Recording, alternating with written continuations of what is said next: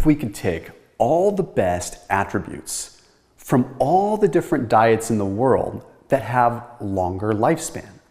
What if we didn't try to look at it all as one blanket piece, but we exploited specific benefits from different regions, right? If we look at even the blue zones, we can't just say they all do the same thing. They do some of the same things, but a lot of them do things very different. So maybe we can extract benefits from Costa Rica, we can extract benefits from Sardinia, we can extract benefits from Greece, and we combine them to make the perfect longevity diet. So what is the best diet for longevity? Let's break it down. Now, I'm pretty stoked to announce too that for the last couple of years, I have been working with Thrive Market on creating my own product with them. And we decided a couple years back that a good nut butter would be the perfect product to team up on. So my nut butter has officially launched. So there's a couple of different ones. There's a macadamia nut, there's a cinnamon Brazil nut, which is sweet and tastes amazing, that's sweetened with allulose. And there's a chocolate hazelnut flavor, which is amazing. And they're going to abide by my rules too. There's a few different nuts in them, and then there's some allulose, and there's some salt. There's no fillers, there's no weird stuff. And the cool thing is if you get them through Thrive Market using that link down below, you'll save 30% off your entire grocery order, which also includes my nut butters. Plus you get a $60 free gift when you use that link.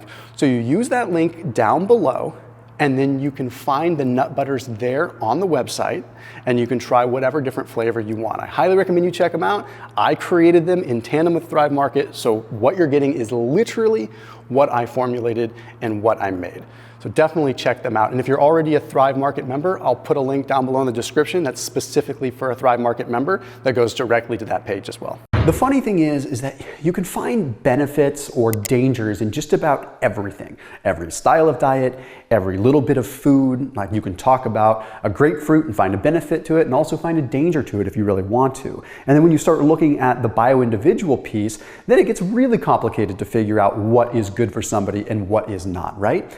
How you metabolize and extract nutrients from food is going to be different from how I do. But there are things that are also common denominators. So what I do want to focus on, although it gets picked apart occasionally, is the blue zones. Okay, now the blue zones are recognized because they have longer lifespans, right? There's a large number of people that are living into their 90s and over 100.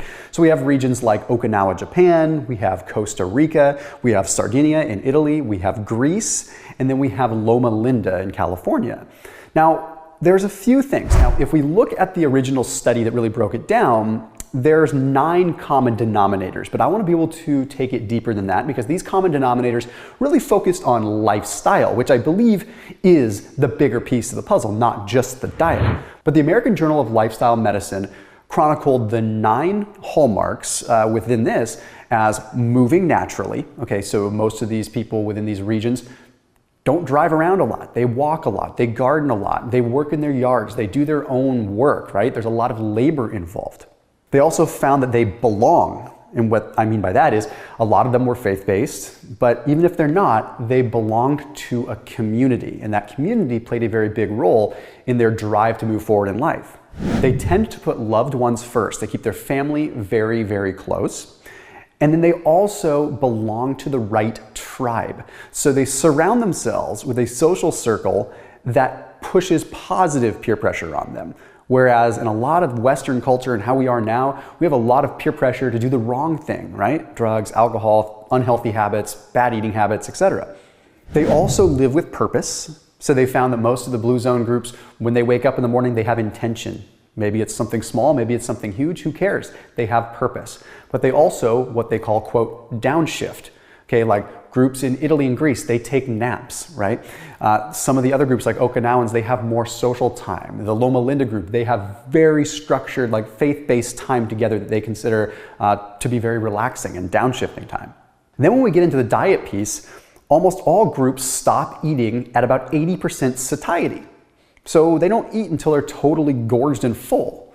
They also eat high amounts of fiber, which is interesting. We'll talk more about this. And they drink moderate amounts of wine. Okay, so we're gonna talk about this stuff. So let's talk diet now. Let's get into the nitty-gritty of it because it's pretty cool.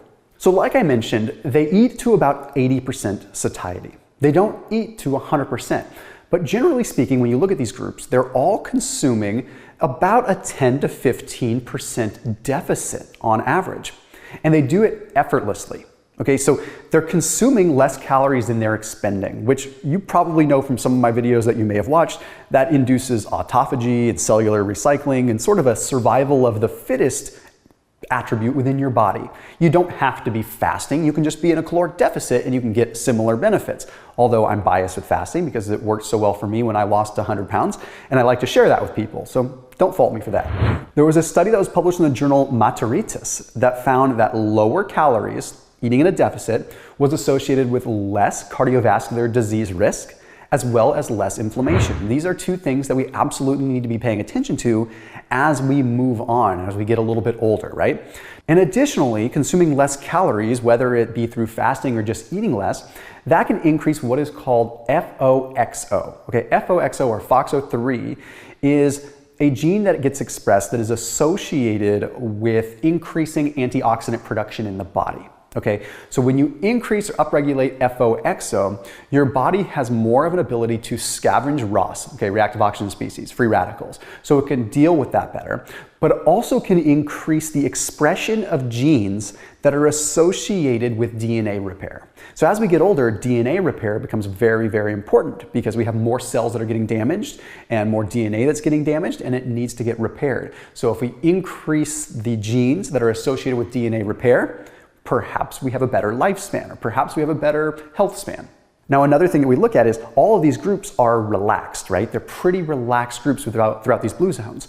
Well, eating in a mild deficit, again, through fasting or just a 15% general deficit now and then, also plays a role in what is called the sympathetic to parasympathetic balance. Basically, they can switch from being in a sympathetic stress situation to very relaxed, very fast. Better heart rate variability, and ultimately lower resting heart rate. They have the ability to adapt to stress, and their cardiovascular system can adapt to stress and come back to baseline very fast. Compare that to some people that we may know that get stressed out and they stay stressed out for 10 days, right? So it doesn't mean that you need to be in a deficit all the time, but you should exercise the right to be in a deficit as much as you can, and then balance that with times that you're in a surplus, which we'll talk about a little bit more in a tactical sense in a minute.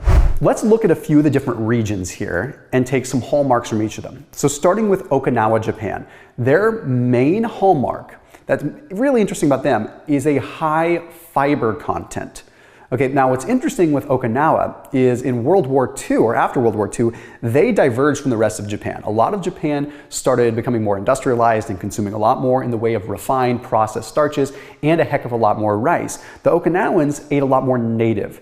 So what they do is they consume a lot of purple potatoes, they consume a ton of sweet potatoes, and they consume a lot of things like Brussels sprouts, and they consume these veggies and fibers, but a lot of these sweet potatoes. Now, what's so interesting about sweet potatoes in particular? Well, sweet potatoes are what is called a resistant starch, which means that it's resistant to digestion. So that means it stays in the gut a little bit longer, and it acts as fodder, as fuel, as fertilizer for the gut bacteria. This becomes very important because the gut bacteria feed and then they do what's called cross-feeding on things like resistant starches. This creates a lot of what is called butyrate. Now, butyrate is a short-chain fatty acid that is responsible for nourishing the epithelial cells, the cells within our gut. Okay, so what that means is we have a healthier gut, which means we perhaps have better nutrient utilization, nutrient absorption, just a healthier gut in general. But also, these short-chain fatty acids can play a tremendous role in glucose control, glucose modulation, how our cells use fuel. So what happens in our gut is very powerful, not to mention having a much more diverse microbiome. So Okinawans, considering how much fiber and how much resistant starch they eat, they have a diverse microbiome. Now, there was a study that was published in Nature that demonstrated that a diverse microbiome is probably more important than any one particular species. It is way too embryonic for us to ever say that one species is going to make you have a better health span, lifespan. But it is a lot easier for us to say, hey, when we look at the observational data, a diverse diet, a diverse amount of fiber, and a diverse microbiome is very, very good overall. So consuming a lot of sweet potatoes. Now, I know a lot of people that watch my channel do a lower carb protocol. That's fine. You don't have to eat sweet potatoes every day, but when you do introduce carbohydrates in, they should be the right ones. Sweet potatoes, they eat a lot of legumes. They eat a lot of lentils, things like that. Then also consume things like asparagus, like Brussels sprouts, like artichoke that are rich in these inulin fibers that do the same kind of thing. Okay? And you don't have to do them every day. Again, if you're doing low carb, or keto, or whatever, cycle them in instead of the rice, instead of the starches, right? Instead of the grains. It can make a difference based on the data. Another interesting thing that the Okinawans do that you could add into your diet is they eat a lot of seaweed. Now, this is interesting because we know seaweed's beneficial because of iodine and the minerals, but it goes beyond that. There's a study that was published in the journal Food Science that found that seaweed actually acts as an ACE inhibitor. Maybe you've heard of pharmaceuticals that are ACE inhibitors, right? So this can be hugely beneficial when it comes down to the cardiovascular system. But in addition to that, an ACE inhibitor can also inhibit the breakdown of glucagon-like peptide 1. What this simply means in human terms is it allows the pancreatic beta cells to produce insulin easier. Therefore, it has a metabolic effect so that our cells aren't just getting bombarded by glucose that it can't use. It helps the pancreas produce insulin so the cells can actually use glucose rather than our glucose getting sky high and potentially causing damage there. So we've extracted that from the Okinawan region. Now let's look at Costa Rica for a second. Costa Rica has a couple hallmarks that are somewhat different from the other regions. Now, all the regions have a lot of sunshine, but Costa Rica is very much closer to the equator. So sunshine becomes a huge, huge component here, as well as moderate amounts of fruit, which is wild because if we look at too much fruit, it can potentially be detrimental. But if you look at some studies, particularly one that was published in Circulation, they found that looking at 42,000 people that consumed fruit instead of other like sugary treats or consumed moderate amounts of fruit tended to live longer. They had a lower risk of mortality. That doesn't mean that you go and you eat a dozen bananas or even 3 bananas for breakfast. It means maybe a little bit of fruit now and then is something that can prevent you from indulging in the Snickers bar. Okay, so it's something to factor in. Now, if you're doing keto, again, it doesn't necessarily work, but you can implement it later on when you are having carbs, because I'm a big fan of cycling things. And when we get to the end of this video, I'll put together a playbook, but you have to have the education here. I can't just give you the details on what to do without explaining everything. Interestingly enough, in Costa Rica, they eat a lot of papaya. Now, papaya has what are called saponins in it. Now, saponins can delay the gastric emptying and affect the glycemic load of other carbohydrates they eat. So since they have a lot of papaya with different meals, the saponins actually slow the digestion of those other carbohydrates, which may have a positive impact metabolically on their glucose. So this is a huge thing because the kind of fruit does matter. They also don't go overboard. They might have a half a papaya along with some breakfast or something, right? But then we look at the sun. They get a lot of sun and they're very social, and they're very social in the morning with their sun. And there was a study that was published in the American Journal of Psychiatry that found that 15 to 30 minutes of direct sun exposure in the morning dramatically increased mood. Now, we know that it increases mood. Okay, another thing that it does is it highlights the circadian rhythm to be in proper function. So if you go out in the morning and you get a lot of sunlight, 15, 30 minutes of sunlight in the morning, it tells the body, hey, this person is awake, and it recalibrates the circadian rhythm, leading to better, deeper sleep, leading to better eating patterns, leading to ultimately more vitamin D synthesis. You open up a whole can of worms with different benefits. I'm huge. Sunlight is my new obsession. I've been obsessed with going out and treating sunlight like a vitamin. I need to go take my vitamin, I go out in the sun. Try to do it in the morning though. Now, we also see that a lot of the world is deficient in vitamin D. If you look at the Okinawans, they're getting a lot more vitamin D from the sun. It's just something to ponder there. So we start adding these different factors in, right? Now we move into an interesting region. This one's wild because it's the Loma Linda region, and it is a faith-based group, Adventist, and they are vegan. So is Thomas saying that I need to be vegan? No, I'm not, because these other groups eat meat. They eat it in moderation, they don't go overboard, but they get sufficient protein. They get where they need to be. The Loma Linda group is vegan, yet they still are part of this blue zone group. The reason that I mention this is because it highlights that it's probably the other factors of life that are superseding and overshadowing the diet. The diet is important, but the Loma Linda group goes to show us right here and there that we have one group that eats meat, one group that doesn't eat meat, one group that eats more meat, one group that doesn't eat meat at all, one group that eats more fish, one group that eats no fish at all. And they all collectively live for longer periods of time, which tells us that it's not diet specific. Perhaps, and this is purely perhaps hypothetical, the Loma Linda group would live even longer if they also added some meat in. Who knows, right? I can't say with certainty, but it tells us these lifestyle factors like the social life, the sunlight, the relaxation, the sleep, those are probably even more important. I think if we can learn from consuming protein in other groups how to get the right amount of protein along with the high amount of fiber that the Loma Linda group gets, maybe we can enhance it even more. But again, it's way too early to tell. Now, if we look at the Sardinia and the Greece zones, very interesting because their meat consumption is much more fish, right? They have fruta de mare, they have all kinds of different, shellfish, they have calamari, they have fish, right? So their omega-3 content might be a little bit higher, which is interesting because omega-3s are very, very good for what is called membrane fluidity. Okay, they help the cells have a softer membrane that is able to communicate with other cells. Cells being able to communicate with one another is so unbelievably important. Very critical overall for, well, communication and for cells to know when it's time to have apoptosis, go through cell death, or maybe time to go through autophagy, or maybe for nutrients to get in through that membrane. So very, very important there.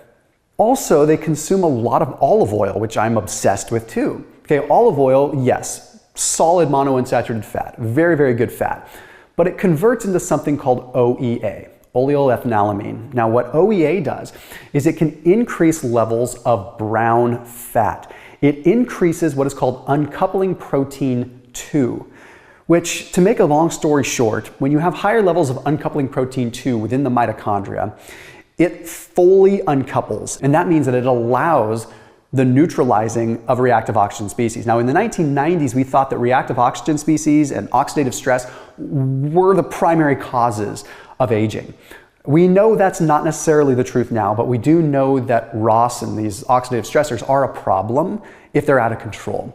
And increasing brown fat and increasing uncoupling protein 2 specifically, not uncoupling protein 1 that is a partial uncoupler, by increasing UCP2, we can potentially neutralize more reactive oxygen species. Very, very important. So we look at, okay, olive oil, avocado oil, we look at the omega-3 rich fish and the protein they consume being very interesting. Also, a little less on the red meat consumption, right? And the red meat that they do consume is typically lean. Now, I'm not here to say saturated fat is bad, but I am here to say that perhaps if we lean towards the leaner cuts of meat and add more of the olive oil and the avocado oil, things like that, and perhaps we can take some lessons from these different regions, right? So how do we put it all together? Because you can't necessarily eat in a deficit forever, right? You'd waste away. But you also have to have a balance of when you eat more. This is why I feel like if you combine a lot of what we are learning here with sort of a time-restricted feeding approach, it allows you to have the best of both worlds. Because with fasting and caloric restriction, we get all these recycling benefits that are very important, very, very, very important, okay? But with feasting, we get growth, we get mTOR, we get memory formation in the hippocampal region of the brain, we get muscle growth. We need these things. We cannot deny, we can't be in autophagy all the time, otherwise what is there left to autophagy, right? So with this, we think, okay, periodic fasting or periodic low carb to be able to drive up autophagy and drive down mTOR, followed by maybe a feasting mechanism, like a feasting time where a couple days a week you eat in a surplus. So you eat the kinds of foods we're talking about. You eat maybe lower carb, less refined, high fruit, high veggie, things like that are all good and healthy, right? I say that sort of with air quotes because who knows, right?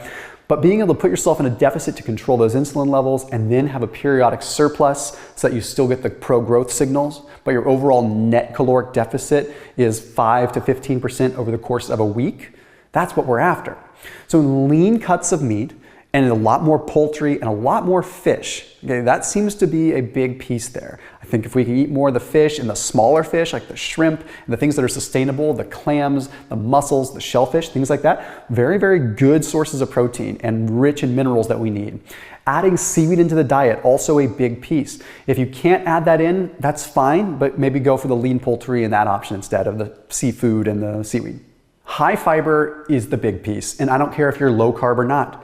getting the Brussels sprouts, getting the artichokes, getting the inulin in. And if you don't like eating a ton of vegetables like that, at least consume some ghee, okay? G-H-E-E. Ghee is clarified butter, essentially, that still is rich in the short-chain fatty acids that are good for the gut. It's the next best thing, but realistically, diverse fiber profile is going to help with that diverse microbiome. And if you're doing lower carb or you're doing fasting, it works out great. Lower carb, 1 or 2 days a week, really go high on the fiber, and then go back to your lower carb approach. Sunlight as much as you can. Treat it like a vitamin, really. Okay, live your life with intention with that. Okay, treat it like food, because the way that you synthesize it in your body is very, very similar to the way that you consume food and get vitamin D. So go outside, eat your lunch outside, set a timer and go out there for 15 or 30 minutes and try to do it in the morning. And if you live in a region where it's more difficult, try taking cod liver oil, try eating foods that are rich in vitamin D, and as a last resort, take a synthetic vitamin D supplement, because that should be a last resort. People are gonna slay me for saying this, but have fruit instead of refined stuff, okay? Even if you're doing low carb or keto, you can still have raspberries. I've talked about them. Raspberries are so low carb, and they're have an amylase inhibitor, so they don't break down, the sugars don't break down as much. So berries, no matter what, you're fine. Have a quarter cup, have a half a cup, even a cup a day, you're probably fine if you're moving enough. And if you're not doing keto, have 2 cups of good non-tropical fruits. Maybe papaya is an exception, but try to stay away from the pineapples and things like that, and go from the berries whenever you can. Olive oil, okay? Cook in avocado oil and drizzle with olive oil. Use these liberally, okay? If you're gonna have meat, have lean chicken and lean fish, and add the fats with the olive oil and the avocado oil. These fats are heart healthy, and they are attributed to longer lifespan and less cardiovascular disease risk. And lastly, move around. Stop thinking of exercise as this artificial thing, and what I do is called microdosing exercise. Okay, rather than trying to consolidate a 1-hour workout, maybe get 3 or 4 10-minute workouts throughout the day. Pop in and do some push-ups and get a little 10-minute workout in. Move throughout the day. It's just better if you're looking at health span and lifespan. As always, keep it locked in here on my channel. I'll see you tomorrow.